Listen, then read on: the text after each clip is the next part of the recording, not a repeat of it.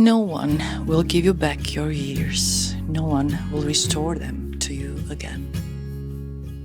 Your life will run its course once it has begun, and will neither begin again or reverse what it has done.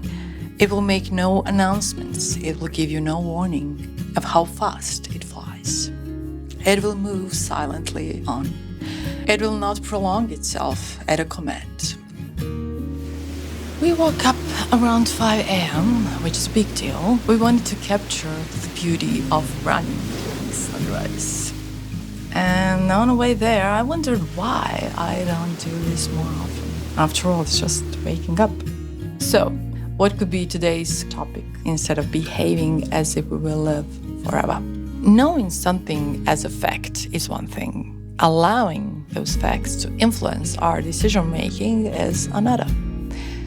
Because if I realize that I have little time left here, which is equally possible as having decades ahead of me, I would wake up to see more sunrises.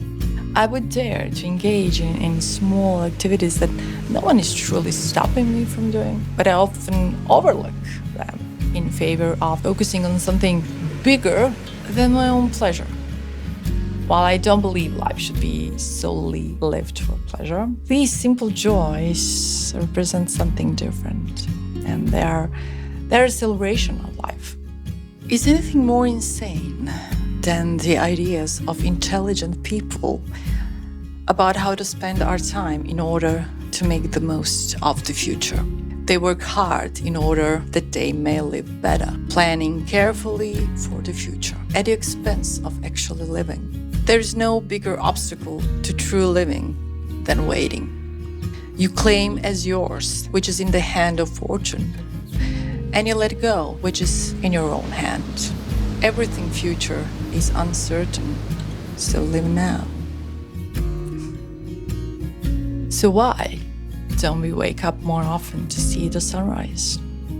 It is easier to sleep and not to feel and see directly all the time. It's some kind of a rest, being unconscious, because it is exhausting to live in our minds. But there is something broader, and that is what you experience when you wake up to see the sunrise. It cannot be explained or described, but you know exactly how it feels and how much you need it. And still we allow that little hesitation and resistance to stop us from having this experience more often.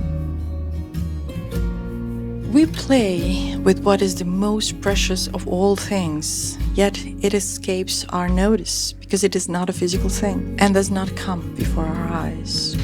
If the number of every person's future years could be laid before them, as we can lay out their past years, how anxious would they be if they could see they only had a few years to live?